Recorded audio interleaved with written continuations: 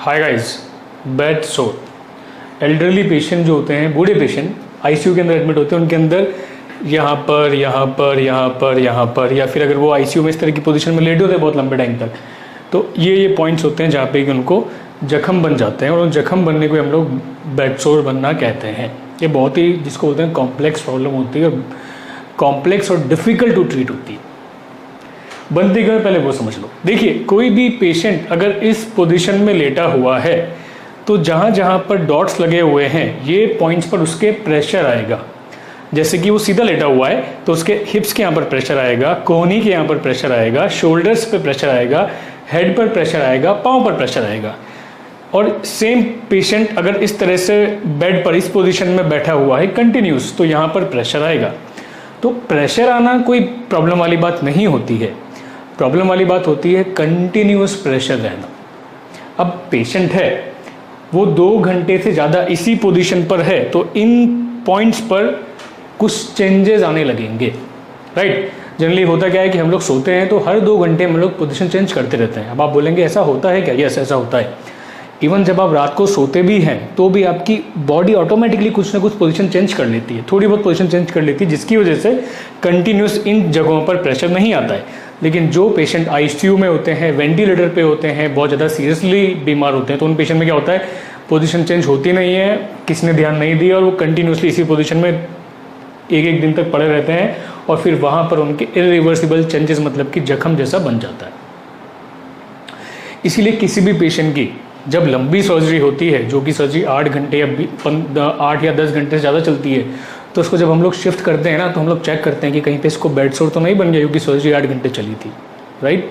सो इसीलिए ध्यान रखिए 2 घंटे से ज़्यादा अगर इनमें से किसी भी पॉइंट पर कंटिन्यूस प्रेशर आएगा तो वहाँ पर बेड सोर बन जाएगा, ऐसा नहीं है, लेकिन बेड सोर बनने की शुरुआत हो जाएगी, जो कि आगे कुछ दिनों में प्रॉपर वाला बेड सोर का वूंड बन जाएगा, राइट। ये प्रेशर पॉइंट्स होते हैं जो कि बेसिक चीज़ है। आप खुद देखिए इन सब जगहों पे नीचे की साइड में हड्डी होती है और आपकी लेटिव पोजीशन में सबसे ज़्यादा इन जगहों पर प्रेशर पड़ता है।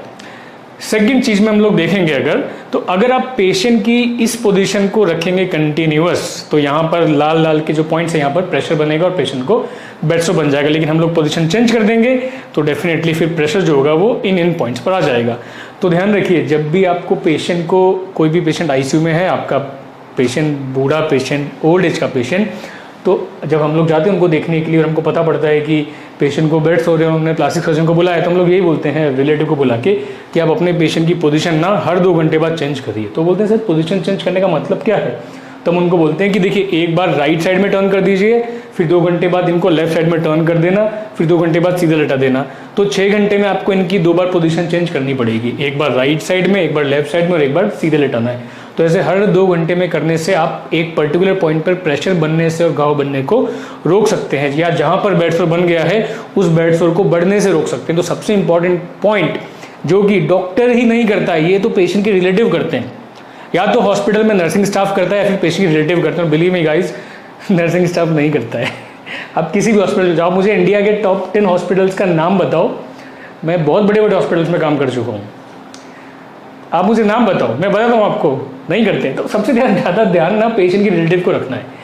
आप जाते हैं अपने पेशेंट को देखने के लिए, मैं तो पर्सनली यही करता हूँ कि मैं किसी भी बेड सोर के पेशेंट का जब मुझे रेफरेंस आता है और मैं उनको देखना चाहता हूँ तो मैं सबसे पहले उनके रिलेटिव्स को बुलाता हूँ, उनको समझाता हूँ कि देखिए बेड सोर इसलिए बना है और आप अगर पोजीशन चेंज करेंगे तो आप अपनी साइड से मदद कर रहे हो बेड सोर को बढ़ने के लिए। हम लोग डॉक्टर की जगह पर भी काम करेंगे, लेकिन आप ध्यान रखिए आपको ये काम करना है। तो पेशेंट की पोजीशन हर 2 घंटे में चेंज करनी है, ध्यान रखिए 2 घंटे में चेंज करनी है।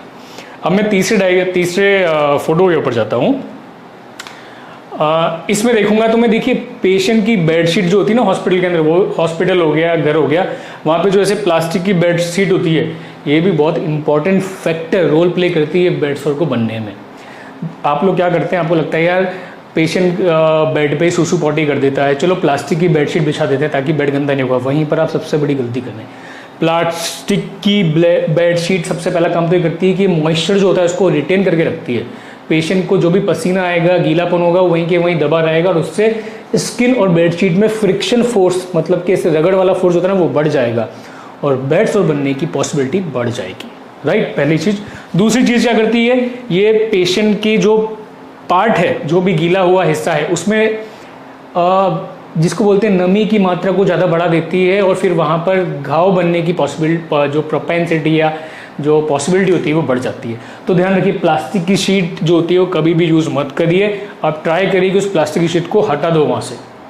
अब आप लोग जब नेक्स्ट टाइम हॉस्पिटल में जाओगे ना तो देखना प्लास्टिक शीट बिछी होगी वहाँ पे, और स्टाफ जो होता है ना वो क्या करता है, वो प्लास्टिक इसलिए बिछाता है कि उनका काम कम हो जाता है, लेकिन नहीं, वो नहीं होना चाहिए। चाहे आपको बार बार चेंज करना पड़े, बट बेटर ये होगा कॉटन की शीट बिछा दीजिए। हम तो पेशेंट को ये बोलते हैं कि जो बेडशीट है, बेडशीट कॉटन की बिछा दो, और उसके नीचे जो मैट्रेस है वो हार्ड वाला मैट्रेस मत लगाओ। एक एयर मैट्रेस आता है जिसके अंदर की हवा भरती है फिर निकलती, मशीन से उसकी हवा कम ज़्यादा होती है। इससे क्या होता है, पेशेंट की एक पर्टिकुलर पॉइंट पर प्रेशर नहीं बनता है, तो उसको हम लोग बोलते हैं एयर मैट्रेस। बट क्या है कि देखो, इंडिया की पॉपुलेशन है 1.3 बिलियन, 1.4 बिलियन होगी अब तो, हर जगह एयर मैट्रेस मिलना पॉसिबल नहीं है, राइट।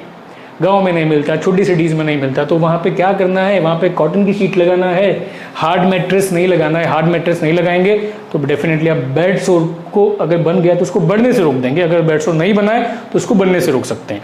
तो प्लास्टिक की शीट का पॉइंट आपको ध्यान रखना है। इसके बाद ओल्ड एज के पेशेंट, हम लोग सूसू पॉटी होती है उसके लिए या तो पाइप डाल देते हैं जिसको हम लोग फोलिज कैरेटर बोलते हैं, या फिर हम लोग ऐसे उनको डायपर बना देते हैं। अब देखिए, मैं अपना एक्सपीरियंस बताता हूँ। मैं पेशेंट को देखने जाता हूँ आईसीयू के अंदर और मेरे को दिखता है पेशेंट, मैं पेशेंट स्टाफ से बोलता हूँ कि कहाँ पर है बेड सोर, वो बोलते हैं सर वहाँ पर है नीचे की साइड में। बोलता हूँ ठीक है, पेशेंट का ये चादर हटा के देखता हूँ, मैं देखता हूँ तो वहाँ पे उसको डायपर लगाता हूँ। डायपर के अंदर उसके पूरे में पेशेंट ने लेटरिन कर दी होती है, वो लेटरिन वहीं पे लगी होती है।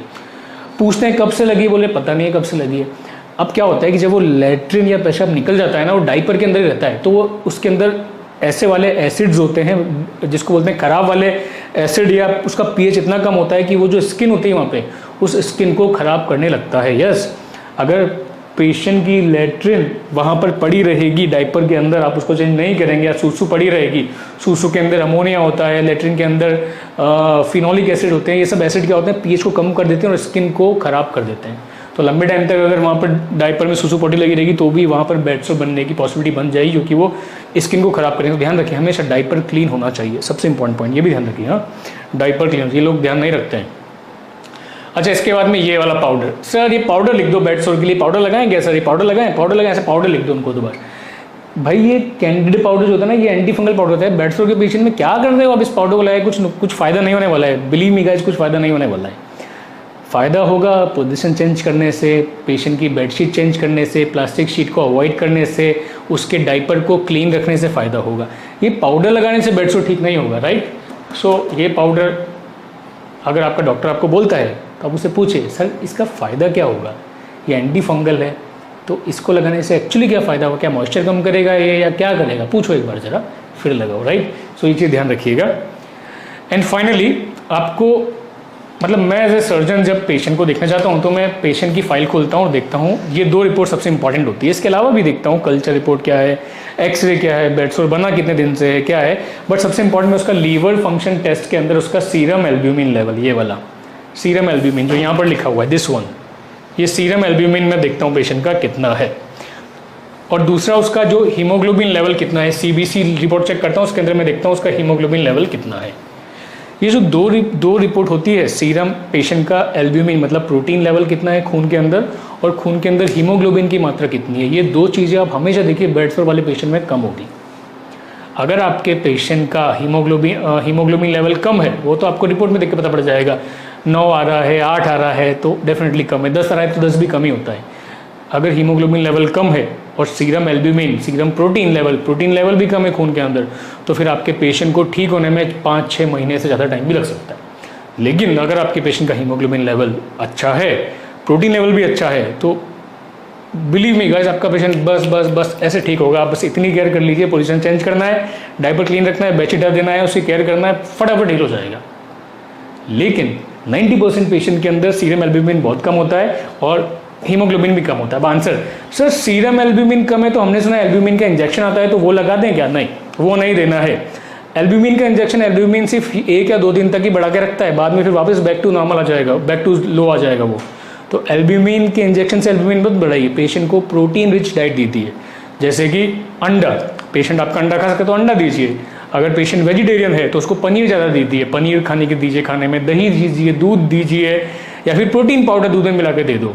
अगर पेशेंट आपका चिकन खाता है, चिकन दे दीजिए नॉन वेज है तो प्रोटीन वाली चीज़ ज़्यादा दोगे तो उसका सीरम प्रोटीन लेवल बढ़ जाएगा। अब आप बोलेंगे सर हीमोग्लोबिन कैसे बढ़ाएं, हीमोग्लोबिन तो बढ़ाई बताओ ना, तो हीमोग्लोबिन के लिए आयरन की टैबलेट स्टार्ट कर दीजिए, और अगर बहुत ज़्यादा कम है तो फिर ब्लड भी देना पड़ सकता है, खून चढ़ाना पड़ सकता है। अगर हीमोग्लोबिन पेशेंट का 7 ही है, 7 या 7.5 के आसपास है, तो फिर खून चढ़ाना बेटर होगा, 1-2 बॉटल खून चढ़ा के हीमोग्लोबिन को अप्लाई। अदरवाइज पेशेंट को आयरन की टैबलेट देना बेटर होता है, और आयरन पेशेंट को हरी पत्तीदार सब्जियां, पालक, मेथी, जिनमें ग्रीन लीफी वेजिटेबल क्लोरोफिल ज़्यादा होता है, आयरन ज़्यादा होता है, मूंगफली से ज़्यादा खिलाई पेशेंट को, तो ये सब होगा।